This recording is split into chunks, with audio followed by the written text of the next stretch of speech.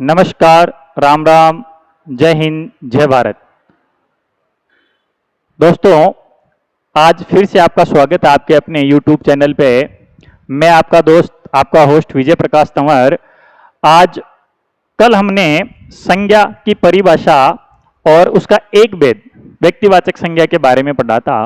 दोस्तों, वो जो भेद और उनके सामने मैंने जो नाम लिखे हैं, आपको वो नाम ध्यान में रखने हैं। अगर वो कहीं पर भी लिखे मिले, कहीं पर भी लिखे और पूछे कौन सी संज्ञा, तो वहां आपको व्यक्तिवाचक संज्ञा मानिए। आज हम चर्चा करेंगे जातिवाचक संज्ञा। जातिवाचक संज्ञा, जैसा कि मैंने बताया कि संज्ञा का मतलब होता है नाम। तो ऐसे नाम जो किसी संपूर्ण जाति, वर्ग, समुदाय, समूह, भीड़, है ना, कोई भी एक ऐसी चीज जिसके लिए इन शब्दों का प्रयोग किया जाता है, एक झुंड है, उन शब्द के लिए इन शब्दों का प्रयोग किया जाता है। यानी वह शब्द जो किसी जाति, वर्ग, समुदाय, समूह, भीड़, झुंड के नाम को प्रकट करते हैं, उसको अपन क्या कहेंगे? जातिवाचक संज्ञा कहेंगे। यानी वो अपने आप में एक वर्ग का नाम है। यानी वो बहुत सारी चीजें होती है, वैसी बहुत सारी चीजें होती है, उस नाम की बहुत सारी चीजें होती है, बहुत सारी वस्तुएं होती है। इसको अपन कहेंगे जातिवाचक संज्ञा। देखो, सबसे पहले वस्तुओं की जाति इसके अंतर्गत आती है। वस्तुओं की जाति के अंतर्गत आ जाएगी, जैसे घड़ी है, घड़ियां बहुत सारी होती है ना। तो घड़ी शब्द अगर कहीं अपने को लिखा मिले और पूछे कौन सी संज्ञा है, तो उसमें जातिवाचक संज्ञा। पंखा जातिवाचक संज्ञा। कुर्सी, टेबल, पहाड़, नदी, है ना, पुस्तक, शहर, गांव, ग्रंथ, अगर ये नाम कहीं लिखे मिले तो वहां अपने को जातिवाचक संज्ञा मानिए। हां, इनके आगे अगर इनके उत्पादन स्थान या कंपनी का नाम जोड़ दिया जाए तो वहां अपने को व्यक्तिवाचक संज्ञा माना। जैसे घड़ी है, घड़ी शब्द में नो डाउट जातिवाचक संज्ञा, लेकिन यह आ जाए कि टाइटन घड़ी, तो फिर वो टाइटन घड़ी कंपनी का नाम आ गया ना आगे, तो फिर वो व्यक्तिवाचक गिना जाएगा, है ना। जैसे हमने शब्द लिख दिया पंखा, तो पंखा में जातिवाचक, बहुत सारे पंखे होते हैं, एक वर्ग का नाम है ना। एक बहुत सारी वस्तुओं का एक समूह है, उसको अपन पंखा कहेंगे। लेकिन इसके आगे नाम दे दिया कि उषा पंखा, तो फिर वो व्यक्तिवाचक में चला जाएगा। तो वैसे ही इनमें से अगर किसी कंपनी या उत्पादन स्थान का नाम जोड़ दिया जाता है तो वहां व्यक्तिवाचक संज्ञा मानी जाएगी। दूसरा हमें ध्यान में रखना है पदों व व्यवसायों के नाम। दोस्तों, इंपोर्टेंट लगाना इनको, पदों व व्यवसायों के नाम। पदों व व्यवसायों के नाम जो होते हैं वो हमेशा जातिवाचक संज्ञा के अंतर्गत आते हैं। Most very very very important है। पदों में जैसे आ जाए आपके सामने शिक्षक, शिक्षक शब्द लिखा हुआ है, पूछे कौन सी संज्ञा है ना। वकील अगर पूछ ले कौन सी संज्ञा है ना। कोई भी है, जैसे डॉक्टर शब्द आ गया और पूछे कौन सी संज्ञा है, ठीक है, तो वो पद है, व्यवसायी है। अगर आ जाए किसान, ठीक है ना, अगर कोई भी और कोई व्यवसाय का नाम आ जाए, जैसे किसान के बाद में अगर कोई नाम आ जाए जुलाहा, है ना, बाबू, क्लर्क जो होता है बाबू, अगर ये लिखा होता है, अगर व्यवसाय पद का नाम कहीं लिखा मिलता है ना, जैसे मंत्री आ जाए, मंत्री शब्द लिखा हुआ है, जातिवाचक। विधायक, ये जो विधायक शब्द है ये भी क्या है? जातिवाचक शब्द है। कोई भी पद हो, कोई भी व्यवसाय हो, अगर उसका नाम आपके सामने लिखा हुआ मिलता है, इसका मतलब वो किस में गिना जाएगा? तो उसे अपन जातिवाचक संज्ञा के अंतर्गत गिनेंगे, ठीक है। इसके आगे अपन देखते हैं, कोई भी शारीरिक अंग का नाम हो, कोई भी शारीरिक अंग का नाम, अंग का नाम दोस्तों इंपॉर्टेंट है, ध्यान में रखना है। कोई भी शारीरिक अंग होता है वो हमेशा जातिवाचक शब्द होता है। शरीर का कोई भी अंग लिखा मिले अपने को, जैसे शब्द आ जाए अपने हाथ है तो जातिवाचक संज्ञा होगी, पैर है जातिवाचक संज्ञा, नाक, कान, आंख, कोई भी शरीर का अंग है, टखना,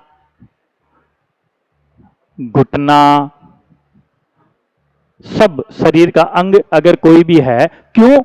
क्योंकि वो कोई एक वस्तु नहीं है, बहुत सारी वस्तुओं का एक समूह है। नाक कोई एक चीज नहीं, शरीर में नाक भले ही एक हो, लेकिन नाक एक नहीं है, बहुत सारी चीजों का एक समूह का नाम नाक है। उसमें स्किन भी है, हड्डी भी है, मांसपेशियां भी है, नर्व्स भी है ना। तो बहुत सारी वस्तुओं का समूह है, समूह को नाम नाक दिया गया है ना। तो बहुत सारी चीजों का जो समूह जहां होता है वहां जातिवाचक संज्ञा मानी जाती है। अगला अगर इसमें देखे, शारीरिक अंगों के बाद संबंधवाची शब्द, संबंधवाची शब्द, संबंध को प्रकट करने वाले जो शब्द होते हैं ना, जैसे आ जाए दादा, है ना, पापा, भाई, ठीक है ना, ससुर, नाना, बहन, पति, ये जो शब्द है, ये संबंध को प्रकट करने वाले जो शब्द है ना, वो हमेशा संबंध को प्रकट करने वाला कोई भी शब्द हो, वो सदैव जातिवाचक संज्ञा को प्रकट करेगा। संबंध के बाद अगला जो शब्द माना जाएगा स्थानों के नाम। कोई भी स्थानों का अगर नाम आ जाता है, स्थानों का नाम, तो वो हमेशा जातिवाचक संज्ञा में गिना जाएगा। स्थानों में जैसे आ जाए विद्यालय, महाविद्यालय, है ना, विद्यालय आ जाए, महाविद्यालय आ जाए, कोई भी शहर आ गया, है ना, कोई गांव का नाम आ गया, ठीक है ना, विद्यालय, महाविद्यालय, शहर, गांव, है ना। जैसे ये चीजें भी ध्यान में रखनी है। अगर शब्द आ गया संसद, संसद, है ना, कचहरी, लोकसभा, लोकसभा, विधानसभा, अगर ये शब्द कहीं पर भी लिखे मिलते हैं तो इनमें हमें हमेशा जातिवाचक संज्ञा माननी है। संसद में, संसद को एक स्थान का नाम नहीं है, संसद उन सांसदों का एक समूह है जो उस संसद का निर्माण करता है। संसद में बहुत सारी चीजें होती है, सबके एक समूह का नाम क्या है? संसद। कोई एक वस्तु, एक स्थान का नाम संसद नहीं है, उसमें एक समूह के नाम को प्रकट करने वाला नाम है ये, ठीक है ना। तो ऐसे ही बहुत सारी चीजें होती हैं, स्थानों के अगर नाम आए तो वहां अपने को जातिवाचक संज्ञा माननी है। मनुष्यों के नाम, मनुष्यों की अगर जाति आ जाए, मनुष्यों की जाति को प्रकट करने वाले जो शब्द आ जाते हैं, जैसे आ जाए आदमी, औरत, है ना, लड़का, लड़की, आदमी, औरत, लड़का, लड़की, बालक, है ना, बालक, ऐसे बहुत से जो शब्द है जिसमें मनुष्य वर्ग को प्रकट करने वाले शब्द आते हैं, उनको अपन जातिवाचक संज्ञा के अंतर्गत रखेंगे। इसके अलावा अगर देखा जाए पशु पक्षियों की जाति, पशु पक्षियों की जाति अगर अपने सामने आ जाए, जैसे गाय जातिवाचक शब्द है, भैंस, है ना, तोता, मोर, शेर, अगर ऐसे कहीं पर भी कोई नाम आ जाए तो वो जातिवाचक संज्ञा में गिने जाएंगे। हाँ, यहां एक चेंज हो सकता है, गाय में अगर आ जाए राठी गाय तो वो कहीं ना कहीं व्यक्तिवाचक है। भैंस है, भैंस की नस्ल अगर लिख दी जाए तो वहां व्यक्तिवाचक संज्ञा मानी जा सकती है। मोर, तोता, शेर, अगर इनकी नस्ल का आगे कहीं ना कहीं जिक्र कर दिया जाए, जैसे बंगाल टाइगर आ जाए, है ना, बंगाल टाइगर आ गया, गागरोनी तोता आ गया, तो वहां अपन व्यक्तिवाचक संज्ञा कर सकते हैं, अन्यथा इनमें जातिवाचक संज्ञा मानी जाएगी। इनके अलावा अगर देखें तो प्राकृतिक आपदाओं के नाम, ये नाम अपने को ध्यान में रखना है, प्राकृतिक आपदाओं के नाम। दोस्तों बहुत इंपॉर्टेंट है, ध्यान से पढ़ना, ये चीजें आपको और कहीं नहीं मिलेगी। आराम से इनको एक बार पढ़ना, लिखना, नोट्स बनाना, ठीक है ना। प्राकृतिक आपदाओं के नाम है, इनमें जैसे आ गया ज्वालामुखी, ज्वालामुखी शब्द कहीं लिखा मिलते भूकंप, कहीं पर भी लिखा मिलता है तो वहां अपने को जातिवाचक संज्ञा माननी है। तूफान, वर्षा, आंधी, सुनामी, अगर ऐसे नाम कहीं पर भी लिखा मिलता है तो वहां अपने को, ऐसे बहुत से नाम होते हैं, प्राकृतिक आपदाएं होती है, उसको अपने जातिवाचक संज्ञा के अंतर्गत गिनेंगे। इसके अलावा धातु या पदार्थों के नाम आते हैं। कोई भी धातु है, कोई भी पदार्थ है, धातु या पदार्थों के नाम। धातु या पदार्थों के नाम की बात करें, जैसे सोना है ना, लोहा, चांदी, ये जातिवाचक संज्ञा का नाम है। सोना, लोहा, चांदी है ना। पदार्थों में जैसे आ जाए लकड़ी, कोयला, ठीक है ना, लकड़ी, कोयला, ठीक है। इसमें हवा, पानी, हवा, पानी, मिट्टी, ऐसे कोई भी शब्द आ जाए तो वो जातिवाचक संज्ञा को प्रकट करने वाले शब्द माने जाएंगे। ये जातिवाचक संज्ञा को प्रकट करने वाले शब्द यहां आपको ध्यान में रखना है। और बहुत बार सीधे सीधे नाम लिखे होते हैं, अपने को पहचान करना है कि वो किसी वर्ग का नाम है या किसी एक का नाम है। अगर एक का नाम हो तो वहां व्यक्तिवाचक संज्ञा, अगर किसी वर्ग का नाम हो तो वहां जातिवाचक संज्ञा मानी जाएगी। दोस्तों आगे अपन चर्चा करते हैं। देखना आजकल क्या हो गया है, आधुनिक व्याकरणाचार्यों के अनुसार इस जातिवाचक संज्ञा के दो उपभेद भी माने गए। बहुत से विद्वान उनको संज्ञा के दो उपभेद मानते हैं, अलग से 5 भेद मानते हैं, संज्ञा के 5 भेद मानते हैं। लेकिन मूल रूप से अगर हिंदी में देखा जाए तो संज्ञा के 3 ही भेद है और इस जातिवाचक संज्ञा के 2 उपभेद माने गए हैं।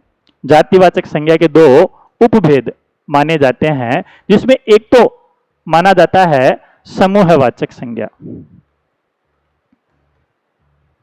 समूहवाचक संज्ञा, जातिवाचक संज्ञा के 2 उपभेद माने गए हैं, है ना। उसमें एक तो कौन सी मानी जाएगी, समूहवाचक संज्ञा, जिसको अपन समुदायवाचक भी कह सकते हैं।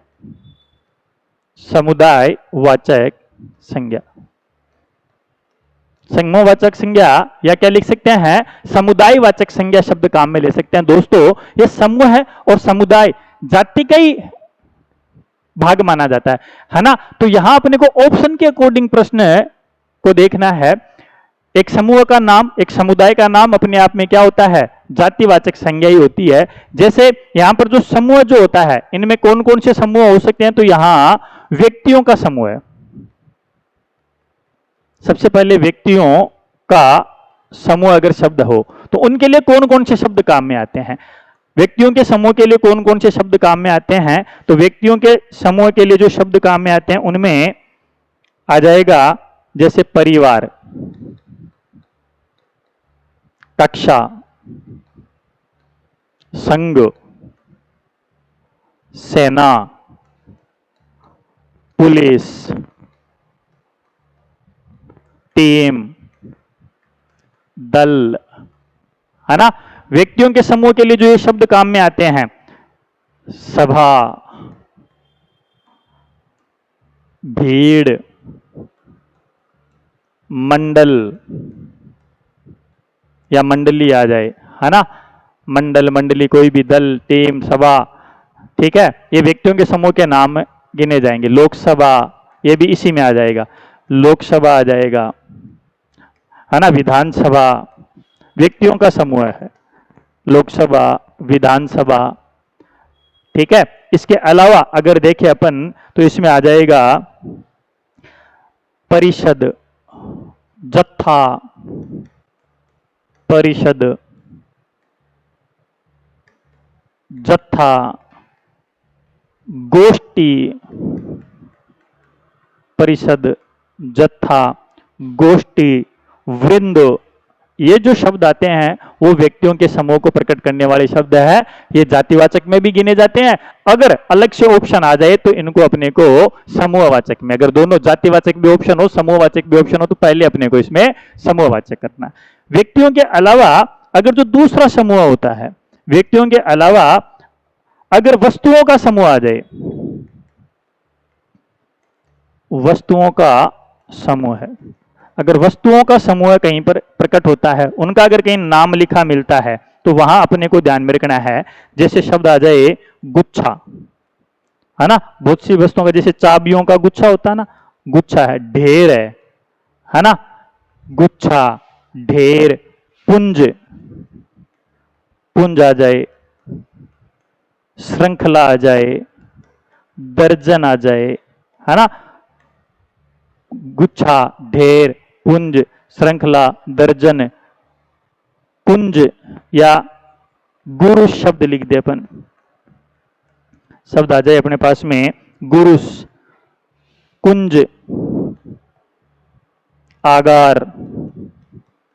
ये जो शब्द है वो हमेशा व्यक्तिवाचक, सॉरी जातिवाचक संज्ञा, जातिवाचक ऑप्शन में नहीं हो तो इनको अपन समूहवाचक के अंतर्गत गिनेंगे। इनके अलावा अगर अपन बात करें तो इनके अलावा वस्तुओं के अलावा जानवरों का समूह भी होता है। जानवरों का समूह है।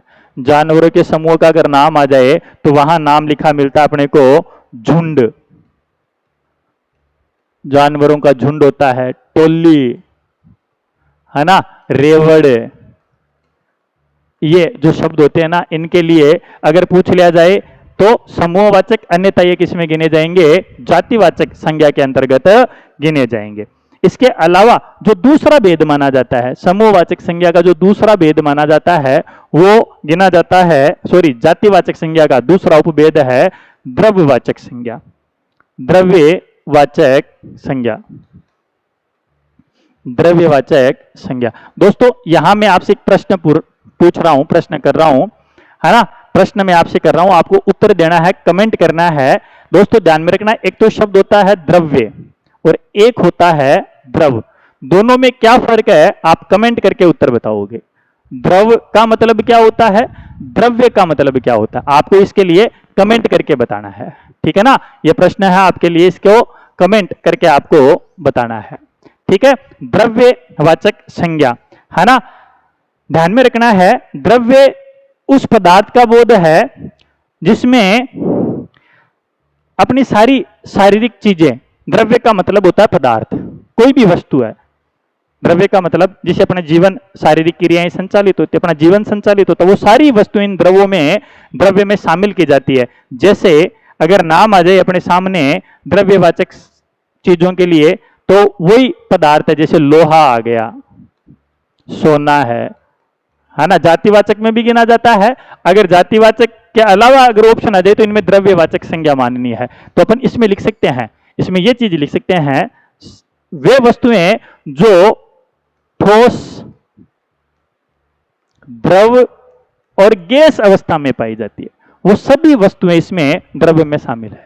उनका नाम है ठोस, द्रव और गैस वस्तुएं जो है वो सारी की सारी, उनका अगर नाम है तो वो किस में गिनी जाएगी?